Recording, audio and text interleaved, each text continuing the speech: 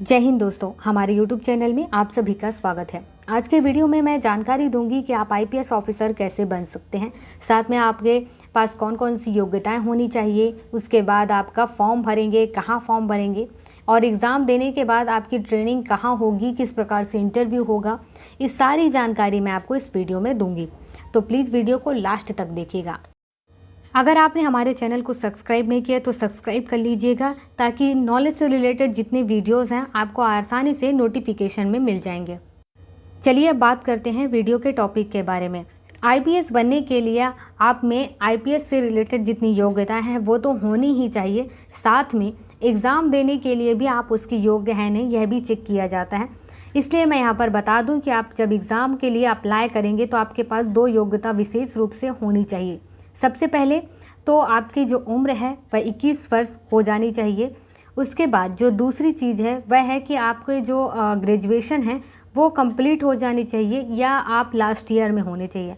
यहाँ पर बता दूं कि आपके जो सब्जेक्ट से रिलेटेड कोई जानकारी के लिए यहाँ नहीं मांगी जाती, कि आप इम्पॉर्टेंट नहीं है कि आप किस स्ट्रीम से आए हुए हैं, कि अगर आप NIT वाले हैं, IIT वाले हैं, BSc वाले हैं, B.Ed वाले हैं या BCom वाले हैं या किसी दूसरे सब्जेक्ट वाले। इससे इस जो IPS सर्विस में है इससे कोई रिलेटेड नहीं होता, ना इस एग्ज़ाम के लिए। आप केवल ग्रेजुएशन किए होने चाहिए या लास्ट ईयर में होने चाहिए, ये इम्पॉर्टेंट है। अब बात करते हैं दूसरी चीज़ की कि IPS बनने के लिए आपको कहाँ अप्लाई करना होगा। तो यहाँ पर मैं जानकारी दे दूँ कि IPS बनने के लिए आपको UPSC सिविल सर्विस एग्ज़ाम देना होगा। UPSC सिविल सर्विस एग्ज़ाम के लिए जो नोटिफिकेशन है वह हर साल UPSC फरवरी माह में जारी करता है। यहाँ पर मैं बता दूँ कि आपको IPS बनने के लिए जो एग्ज़ाम है वो 3 अलग अलग फेज़ में देना होगा। मतलब कि यहाँ पर एक चीज़ बता दूँ कि जो UPSC है वह सिविल सर्विस एग्ज़ाम जो कराता है वह 3 फेज़ में अलग अलग पूरा होता है। सबसे पहले आपको प्री एग्ज़ाम देना होगा। जब आप प्री एग्ज़ाम में पास हो जाएंगे उसके बाद आपको मेंस एग्ज़ाम देना होगा। मेंस एग्ज़ाम में जब आप सेलेक्ट हो जाएंगे तो उसके बाद आपको इंटरव्यू देना होगा। इंटरव्यू में जब आप सेलेक्ट हो जाएंगे तो उसके बाद आपका होगा मेडिकल, और मेडिकल होने के बाद आप जो हैं वो सेलेक्ट होकर के आपको रिज़ल्ट मिल जाएगा। रिज़ल्ट मिलने के बाद उसके कुछ महीने के बाद आपको ट्रेनिंग सेंटर के लिए कॉल लेटर मिलेगा, ट्रेनिंग सेंटर में आने के लिए, और कॉल लेटर मिलते ही आपको ट्रेनिंग सेंटर में जाना होगा। अब मैं बता दूं कि यहाँ पर जो प्रीलिम्स एग्ज़ाम होगा तो प्रीलिम्स एग्ज़ाम में 2 पेपर होंगे। पहला पेपर जो होगा वह GS से रिलेटेड होगा, जिसमें 100 क्वेश्चन होंगे 200 मार्क्स के। उसके बाद इसमें नेगेटिव मार्क भी होगा। दूसरा पेपर होगा CSET का, जिसमें आपको केवल पास होना है। इसमें 80 क्वेश्चन होते हैं 200 मार्क्स की। अब यहाँ पर मैं जानकारी दे दूँ कि यहाँ पर आपको पहला पेपर जो है उसमें सबसे ज़्यादा नंबर लाना होगा, और दूसरे वाला जो CSET का पेपर है वो केवल उसमें पास होना है, क्योंकि पास आप होंगे तभी आपका जो पहला पेपर का नंबर है वो आपको सेलेक्ट होने के लिए इम्पॉर्टेंट होता है। यहाँ पर मैं जानकारी दे दूँ कि आप जो प्री रिज़ल्ट मिलने के बाद आपको मेंस का एग्ज़ाम देना होगा। मेंस के एग्ज़ाम में कई अलग अलग पेपर होते हैं। सबसे पहले 2 इम्पॉर्टेंट पेपर होते हैं जिनमें आपको पास होना ज़रूरी होता है। पहला जो एक पेपर होता है वह होता है कि इंग्लिश का पेपर, जो कि 300 मार्क्स के होते हैं और इसमें आपको पास होना ज़रूरी होता है।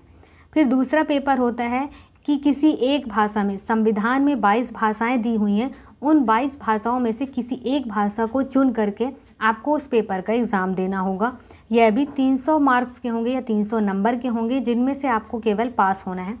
बता दूं कि ये दोनों पेपर के नंबर आपके जो मेंस का रिज़ल्ट होगा उसमें नहीं जोड़ा जाएगा, लेकिन आपके जो बाकी पेपर होंगे वो तभी चेक किए जाएंगे जब आप इन दोनों पेपर में पास हो जाएंगे। वरना आपके कोई भी कॉपी, अगर चाहे आप कितने भी अच्छे लिख के आए होंगे, आपकी कॉपी चेक नहीं होगी, या मतलब कि आपको पास नहीं किया जाएगा जब तक आप इसमें पास नहीं होंगे। अब यहाँ पर बता दूँ कि इन दोनों के पेपर के बाद अब वो पेपर हैं जिन पेपर के नंबर आपके रिज़ल्ट में जोड़े जाएंगे। सबसे पहले आपका होगा GS फर्स्ट, दूसरा होगा GS सेकेंड, तीसरा पेपर होगा GS थर्ड और चौथा होगा GS 4। इसके बाद जो नेक्स्ट पेपर होगा वो होगा निबंध का, और उसके बाद जो नेक्स्ट पेपर होगा वो होगा ऑप्शनल सब्जेक्ट। ऑप्शनल सब्जेक्ट में आपको जो लिस्ट दे दिया जाएगा यूपीएससी सिविल सर्विस एग्ज़ाम की तरफ से, उन्हीं जो सब्जेक्ट हैं उनमें से कोई एक सब्जेक्ट आपको चूज़ करना होगा और वही आपका ऑप्शनल सब्जेक्ट होगा। यहाँ पर मैं बता दूँ कि आपके जो ऑप्शनल सब्जेक्ट हैं वो क्या होता है, मतलब कि किसमें कोई आपको एक सब्जेक्ट चूज़ करना होता है और एक सब्जेक्ट से पढ़ाई करनी होती है, उसकी बहुत अच्छी जानकारी होनी चाहिए। यह 500 नंबर का होता है। और इसके बाद अब जानकारी दे दूं कि GS first, GS second and GS third और फोर्थ में क्या होता है। जीएस फर्स्ट में होता है जो पेपर है उसमें अलग अलग सब्जेक्ट्स होते हैं, इतिहास होता है, समाजशास्त्र होता है और भूगोल होता है।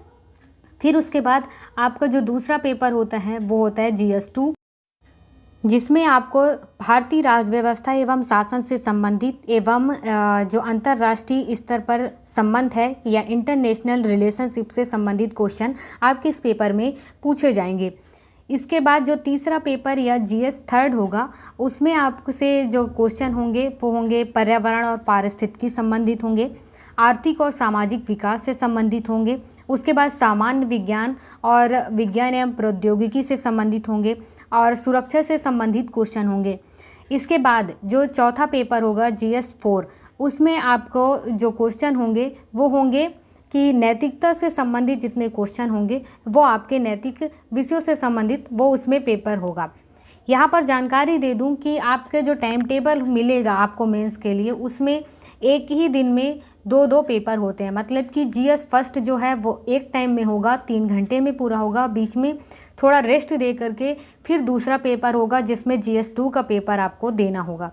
उसके बाद नेक्स्ट दिन या नेक्स्ट जब भी आपको एग्ज़ाम के लिए बुलाया जाएगा उस दिन भी आपको 2 पेपर एक साथ होंगे। इसके बाद तीसरे दिन भी यही होगा कि 2 पेपर एक साथ होंगे। इसी प्रकार से ऑप्शनल में भी होता है। ऑप्शनल 2 पार्ट्स में डिवाइड होते हैं और 2 पार्ट्स में डिवाइड होने का कारण यह है कि ऑप्शनल के जो नंबर है वो 500 नंबर में होता है, साथ में बहुत बड़ा सिलेबस होता है, तो ये 2 पार्ट्स में या 2 पेपर में डिवाइड होते हैं। तो यहाँ पर मैं जानकारी दे दूँ कि आपको सभी पेपर्स में पास होना और अच्छे नंबर लाना ज़रूरी है, क्योंकि आप जितने अच्छा नंबर लेकर के आएंगे उतने ही मतलब कि जो कट ऑफ है आप उस कट ऑफ में आप सेलेक्ट हो पाएंगे और जब आप उस कट ऑफ में सेलेक्ट हो जाएंगे उसके बाद ही आप इंटरव्यू के लिए आपको इंटरव्यू में बुलाया जाएगा। अगर आप इंटरव्यू तक पहुंच जाते हैं तो आपका इंटरव्यू में भी बहुत अच्छा प्रदर्शन करना होगा ताकि आपको ज़्यादा अच्छे नंबर मिल सकें और आप सेलेक्ट हो सकें, क्योंकि थोड़ी बहुत अच्छा प्रदर्शन करने पर बाकी सभी को भी नंबर मिलते हैं, लेकिन कुछ ही नंबर या कुछ ही पॉइंट के कारण लोग पीछे हो जाते हैं। तो अपने आप को बेहतर प्रदर्शित करना होगा ताकि आपके रिज़ल्ट बहुत अच्छा आए। रिज़ल्ट अच्छा आएगा तो आप टॉप रैंकिंग में होंगे और टॉप रैंकिंग में होने के बाद आपको आईएएस या आईपीएस मिलना ज़्यादा संभव हो सकता है। जब आप एग्ज़ाम में सेलेक्ट हो जाते हैं तो आपके पास कॉल लेटर मिलता है और कॉल लेटर के बाद ट्रेनिंग सेंटर में बुलाया जाते हैं। सबसे पहले आपकी फाउंडेशन ट्रेनिंग है वो लाबासना में होता है, लाल बहादुर शास्त्री नेशनल एकेडमी जो कि उत्तराखंड में है। इसके बाद आपकी जो ट्रेनिंग है वो हैदराबाद में होगी। हैदराबाद में सरदार वल्लभ भाई नेशनल पुलिस एकेडमी में आपके आईपीएस से संबंधित पूरी ट्रेनिंग होगी। तो दोस्तों यह रही आईपीएस बनने से लेकर वो उनकी ट्रेनिंग तक की जानकारी। ट्रेनिंग में क्या क्या होता है इसकी जानकारी मैंने और भी वीडियो में अपलोड कर चुकी हूँ। इससे संबंधित अगर आपको कोई क्वेश्चन हो या कोई कन्फ्यूजन हो तो आप हमें कमेंट बॉक्स में कमेंट करके बताएं। हम जल्दी से जल्दी आपके क्वेश्चन का आंसर देने की कोशिश करेंगे। Thank you.